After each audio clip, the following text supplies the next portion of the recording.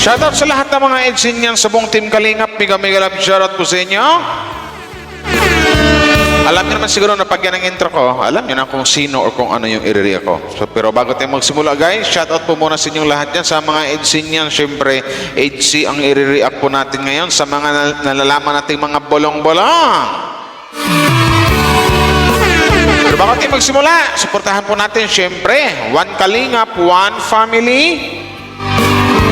Supported si Jumcar Genetics, may Chris sa lahat po ng sa lahat ng upload ni Kalingap Rob at saka ni Kuya Val Santos Matubang.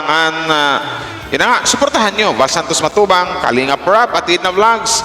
Sa lahat ng mga Kalingap charity vloggers, suportahan po natin tsaka sa mga Kalingap reactors. Salamat sa suportan nyo guys, salamat sa pag-support nyo kay Wow Life TV.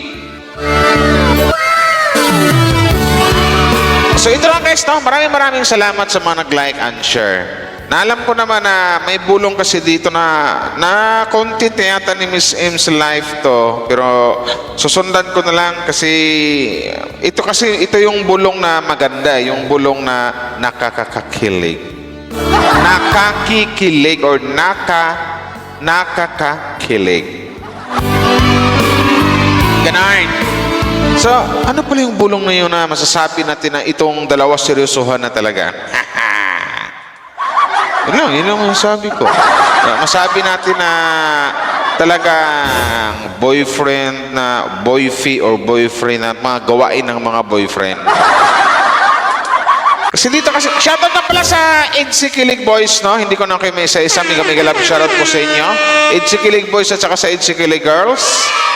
Yung ano ito? May bulong kasi dito na sinabi dito na sinundo ng maaga ni Ed si Viancy. Sinundo daw. Ba't sinundo? Ganyan.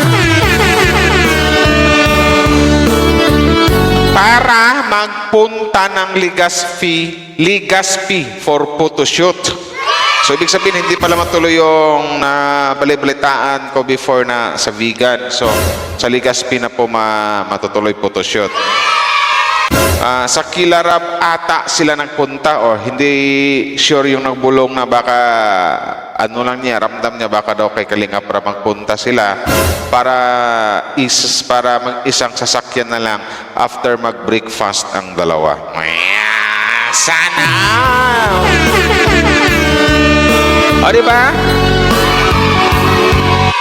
Partida, wala pang tulog yan kasi 12 midnight nag-live pa. Oo nga, nag-live pa yun, diba? Nag-live pa yun eh. Nag-live kayo yun, diba? Nag-live yun. Sabi ko sa inyo. Nag-live yun.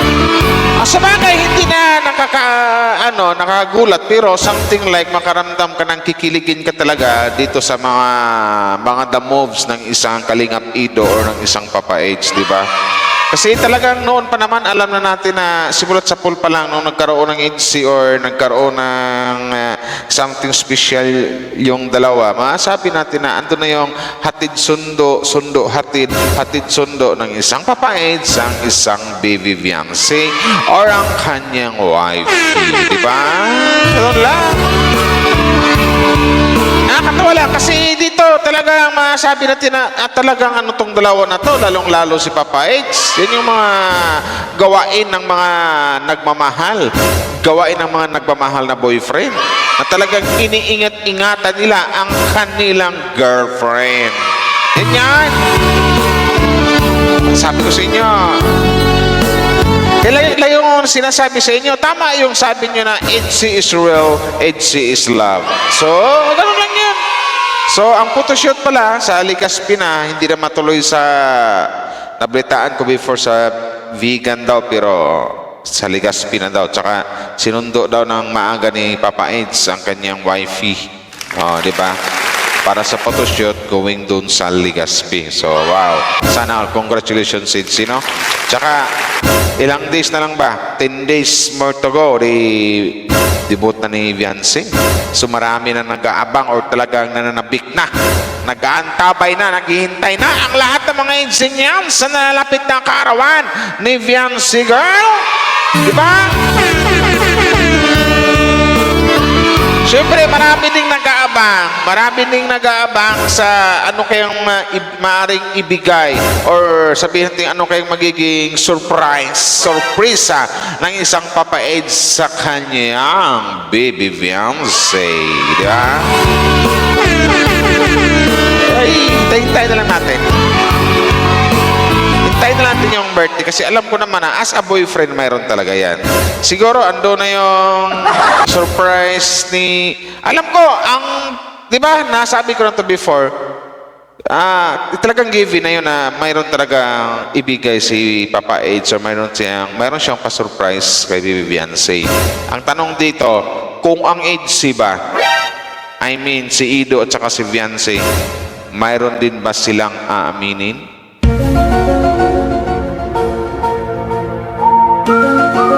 I'm not sure, pero pakiramdam ko, sa akin to opinion ko lang, pakiramdam ko parang mayroon silang aaminin sa pangkalahatan.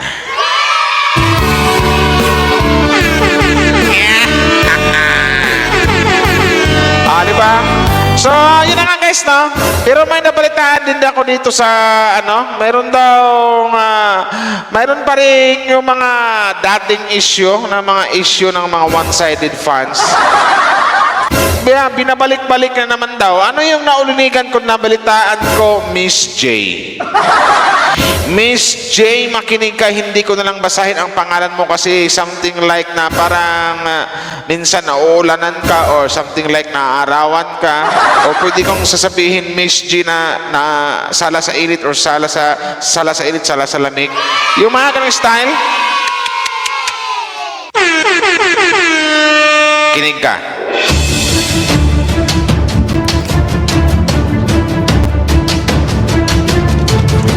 Miss J, bakit ba lagi mong binabalik-balik? Or ano ba nangyari sa sarili mo? Aminin mo nga sa akin. O sabihin mo lang sa mga Sydnians, solid EDC ka ba or one-sided fans ka lang? Kasi paminsan-minsan maramdaman ng mga EDC, nakasupport ka sa EDC. O maramdaman ng mga EDC fans, nakasupport ka sa EDC. Ido at saka Beyonce. Pag medyo bumabagyo-bagyo konti, masama ang panahon, na maka-Beyonce ka na lang. Ano ba talaga, Miss J? Ano ba talaga ang totoo, Miss J? Bakit inuungkat-ungkat mo yung mga isyong nakabao na sa lupa? Ano nangyari? Miss J, what happened? What happened to your isip-isip? What happened to your otak-otak? Bakit nagkaganyan? Support ka ba sa NC or one-sided fans ka or isa lang yung sinuportahan mo? Naguguluhan na din ako sa iyo eh. Nagugulumihan na ako sa pagtakbo ng utak mo. Comment down below nga mga NC fans. Ano ba to si Miss J? Alam ko naman siguro na kilala niyo to. First letter ang kanyang pangalan, letter J. She's from, nasa ibang bansa siya ngayon. Kasi pansin ko, nakasupport sa EDC. Pag medyo masama ang panahon, baka sabihin ko one-sided fans na lang siya. Inuungkat-ungkat yung mga issue na hindi na dapat ungkatin kasi bao na nabigyan na ng mga kasagutan. Ay, don't tell me na porket malapit na yung birthday ni Beyonce, mag-iingay ka na naman. Para saan pa? Ganon. Ito, maipapayo ko lang sa no? Ano na lang, kung support ka sa EDC, iparamdam mo sa lahat. Iparamdam mo kay Ido, kay Beyonce, iparamdam mo sa mga EDCians na suportado mo ang EDC. Kita mo na kung gaano mo sila kamahal, kung gaano mo sila ka sinusuportahan. Ganon. Hindi yung sumasakit yung ulo ko sa'yo. Ganyan. Tsaka, kung one-sided fans ka, manahimik ka na lang. Huwag mo nang ungkatin yung mga bagay-bagay na hindi na dapat ungkatin na nakabao na. Gaya ng sinabi ko kanina, nabigyan na naman kasagutan yan. Nagmamahalan ngayon si Ido at saka si Beyonce. So huwag mo nang guluhin. Huwag mo nang ungkatin yung mga... My God! Nilulumot na. Binubuhay mo pa. Na. Kasi kung one-sided fans ka, yung masasabi ko dito, kung ito sabihin ko ng prank ka, alam ko maka-Viancy ka lang, sa tingin mo ba matutuwa si Viancy dyan sa mga pinagagawa mo? Miss J. Miss J or Mrs. J? Kasi parang kang sala sa init, sala sa lamig eh. Huwag mo nang guluhin ang relasyon ng dalawa. Nagmamahalan yung dalawa, mahal nilang isa't isa. Alang-alaga ni Papa Eds ang isang Viancy. So huwag mo nang ungkatin yung mga dating babaeng naliling kay Papa Eds. Ang mga chismis lang yun, mga gawa-gawang istorya lang yun. Pero ikaw hanggang ngayon, inuungkat-ungkat mo pa. Mga alam ko, pinupost-post mo pa daw. You're bad. Okay, Miss J, hayaan mo na yung dalawa. Nagmamahalan yung dalawa. Masaya sila sa isa't isa. Tsaka, don't you worry. Mahal na mahal ni Papa Eds ang isang Viancy. Alagang-alaga niya yan. Yun, hindi niya pinabayaan yan. Hatid sundo yan ng isang Papa Eds. Siyempre, mahal na mahal niya eh. Pero yung ginagawa mong, lagi mong inuungkat yung mga hindi na dapat ungkatin, binubuhay mo yung mga isyong binao na, nasunog na. Di ko alam sa'yo. Mag-comment down below ka dito sa upload ko na to. Ano ba? Support ka ba sa EDC or hindi? Or nanggugulo ka lang? Or baka something like nalipasan ka ng gutom or hindi ka nakakain. Kasi parang nabuburi yung pag-iisip mo eh. Yun lang yung duda ko. No? Kasi ramdam na ibang EDC niyan. Support sa EDC. Paminsan-minsan naman, nagiging one-sided fans. Ano ba talaga?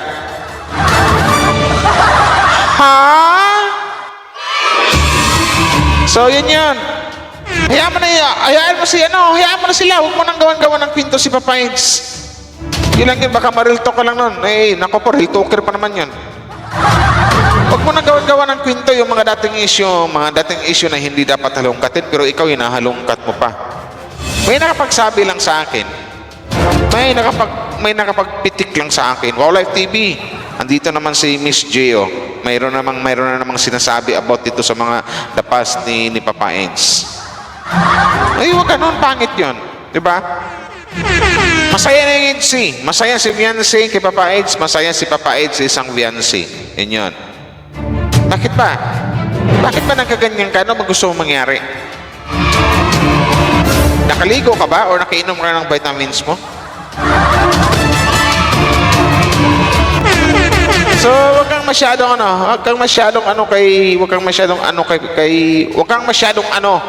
ikaw, nangaano ka ng kay Papa Eds eh. Wag kang masyadong hard. Bad yun. Basta for me, masaya ako kasi mayroon na kaming malalaman. Doon sa mga naghanap ng sing-sing, ngayon na-real talk kayo ni Papa Eds. Kaya kasi puro kayo hanap eh. About sa sing-sing na nga pala yan, kasi nabanggit na ni Papa Eds for how many days na, kasi may nagtanong sa Facebook, nakuha ng mga clip, may naghanap ng sing-sing niya or yung promise ring nila ni Viancy. Matanong ko lang doon sa mga naghanap, kayo ba yung girlfriend ni Papa Eds?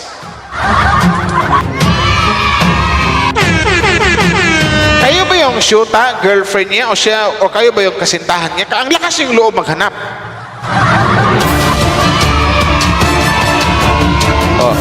Nasangalangalan ni Papa Eds. Happy na kayo.